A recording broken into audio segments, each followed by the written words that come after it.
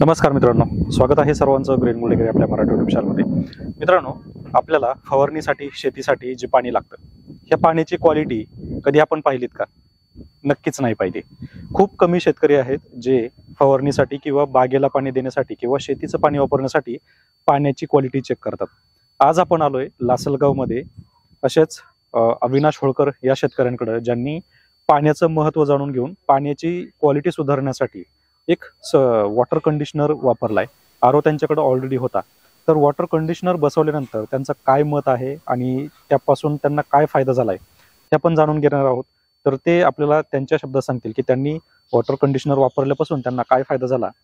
कारण water conditioner बसवल्यामुळे आपण मागेही एक व्हिडिओ याच्यावर केला होता, ज्यामध्ये द्राक्ष पिकासाठी त्या शेतकऱ्यांनी वापर केला होता.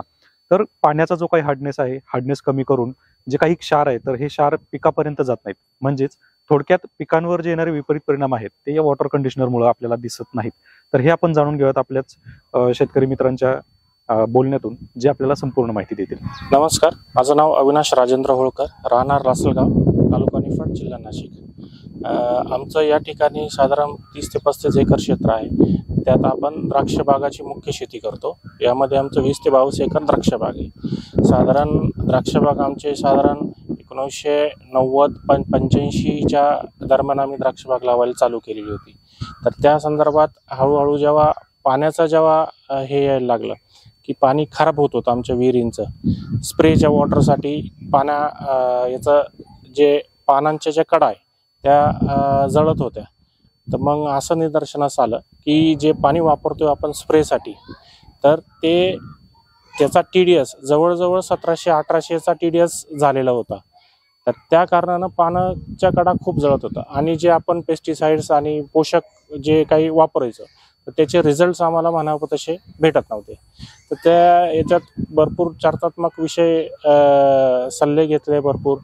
त्या ठिकाणी आपण वेगवेगळ्या प्रकारचे उपकरणं बसून झाले. तर त्याच्यात फायनली असा आउटपुट आला की आपण याच्यासाठी स्प्रेच्या पाण्यासाठी आपण RO प्लांट बसवला पाहिजे. तर RO प्लांट हा खूप खर्चिक गोष्ट राहते. जे आपण घरात फिल्टर बसवतो सेम कन्सेप्टमध्ये लार्ज स्केलवर आता आपण जो बसवला आहे, साधारण 1000 लिटर पर आवरचा जो बसवला आहे तो प्लांट. तर तो प्लांट बसवल्यानंतर आम्ही साधारण 5 ते 6 महिन्यापासून त्याचा वापर चालू केला आहे.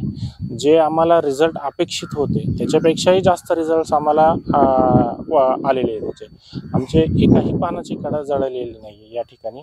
आणि त्यानंतर प्लस तुमचे जे काही आम्ही पेस्टिसाइड्स वापरले, जे काही आम्ही औषधं त्यात मिक्स केले, तर ते एकदम रिझल्ट छान आले त्याचे. असं पहिले जे रिझल्ट्स भेटत नव्हते का, आपण डाऊनी असो बुरी असो समजा काही कंट्रोल करायचं ठेवलं आली, त्याच्यावर तेवढे इफेक्ट भेटत नव्हते जे इफेक्ट आत्ता भेटत आहे त्याचे. त्याच्यानंतर आम्ही विहिरीवर एक युनिट बसवलेलं होतं चंदाने सरांचं, वॉटर कंडिशनर, सेलसेफ नावाने त्यांचं हे आहे प्रोडक्ट. त्यांचं हे बसवलेलं होतं. त्यात आपण आम्हाला ह्या प्रोडक्टच्या संदर्भात माहिती ऑनलाईन भेटली. त्यानंतर आम्ही चंदाने सरांशी कॉन्टॅक्ट करून की बुवा आपलं प्रोडक्ट काय आहे, कसं संदर्भात आहे, आणि प्लस मार्केटमध्ये अन्य पण कंपन्या आहे की जे त्या टाईपमध्ये ते प्रोडक्ट्स असतात.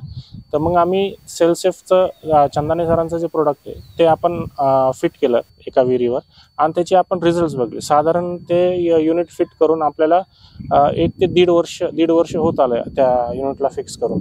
त्याचे रिझल्ट्स आम्हाला बऱ्यापैकी चांगले मिळाले. ते जे युनिट आहे ते आपण फक्त ड्रिपसाठी बसवलेलं आहे, फक्त फर्टिगेशनच्या पाण्यासाठी. आणि त्यानंतर जेव्हा RO बसवायचा ठरला तर त्यांच्याशी चर्चा केली, तर ते बोलले की आपल्याकडं RO किंवा यांच्यासाठी एक सेपरेट युनिट आहे जे तुम्हाला ROचं मेंटेनन्स कमी करतं, प्लस तुमचं जे वेस्ट वॉटर आहे तुम्ही न कुठं डिस्पोज ऑफ करता, तुम्ही डायरेक्ट तुमच्या शेतात पण टाकू शकता किंवा तुमच्या विहिरीत पण टाकू शकता. तर आपण याच्यात काय केलेलं आहे, आपण त्यांचं प्रोडक्ट यूज करून जे वेस्ट वॉटर येतं आहे ते शेजारच्या आपल्या RO प्लांटचं जे तिथं विहीर आहे त्या विहिरीमध्ये आपण डायरेक्टली पाईपलाईन करून ते पाणी त्याच्यात टाकतो. तर हे आता आपण साधारण 2-3 महिन्यापासून चालू करतोय हे वॉटर त्याच्यामध्ये विहिरीमध्ये टाकलं तर आपल्याला हळूहळू ते रिझल्ट लक्षात येतीलच त्याच्यामध्ये कसं आहे काय. आणि प्लस आपण घरात पण त्यांचं जे रेग्युलर RO असतं आपल्या घरामध्ये पिण्याच्या पाण्यासाठी, त्याच्यात पण एक छोटं युनिट बसवलेलं आहे. त्याचे रिझल्ट मला तर एकदम छान वाटले. ते 7-8 महिने झाले त्याला पण बसून.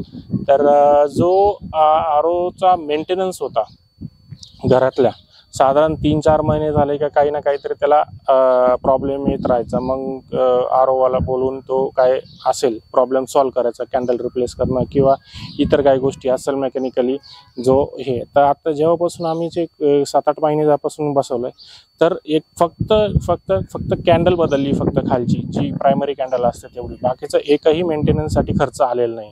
तर त्या प्रोडक्टवरून मला विश्वास झाला की यांचे जे प्रोडक्ट्स आहेत चंदने सरांचे खूप छान प्रोडक्ट्स आहे आणि शेती उपयोगी प्रोडक्ट्स आहे, सगळ्यांनी वापरले पाहिजे या ठिकाणी.